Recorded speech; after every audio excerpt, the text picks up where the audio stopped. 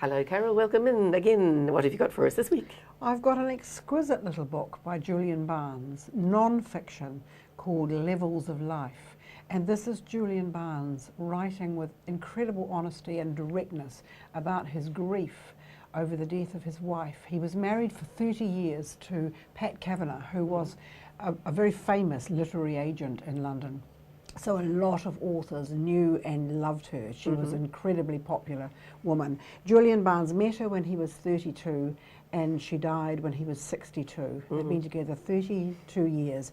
And you presume it's cancer. He doesn't say anything about the actual illness, but from diagnosis to death was 37 days. Gosh. So it's an incredibly short time. And he now, 4 or 5 years later, is still grieving for her. But the writing is exquisite. He starts off talking about balloonists, and he gives the history of hot air ballooning, and it's fascinating. And it's a lot to do with being up in the air and having an other sort of experience, which he then relates to, with the possibility of crashing and bursting into flame and not necessarily being able to control what direction you're going in.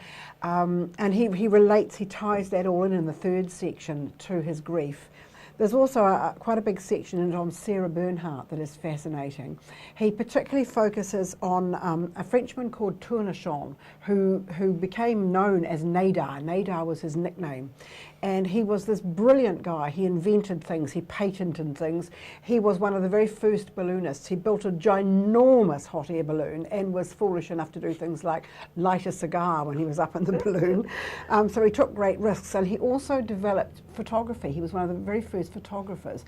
So the first section of the book's on ballooning, the second section is on photography, and in the middle of all that there's this wonderful stuff about Sarah Bernhardt and the relationships that she had and the grief that she caused many men, Tourneschan in particular, Nadar as he was known. And then the third section is just him writing very directly about Pat and how other people respond to him, how they can't deal with someone else's grief. Partly because, as he says, it makes them aware of their own mortality. But it's beautiful writing and really honest and direct. And he talks to Pat still. Right. Now, he's, of course, a highly admired and award-winning novelist, isn't he? Yes. 2011, his novel, The Sense of an Ending, won the Booker Prize. Yes. So it is superb writing. And, it's heartbreaking, but it's also, in a way, it's very positive. He talks about how he keeps talking to Pat and she answers him. And how people say dreadful things to him if he's ever in a social situation. Initially, when friends took him to the theatre or to opera, he couldn't cope with all the crowds chatting and being social in the foyer beforehand in an interval.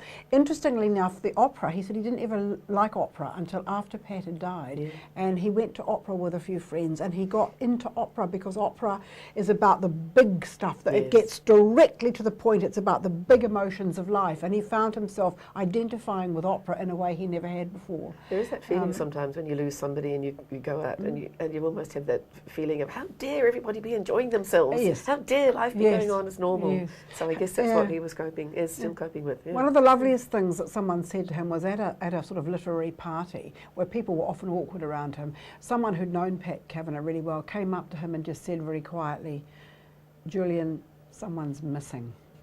And he appreciated that. Sounds like a lovely little book. It's Thank you gorgeous. so much.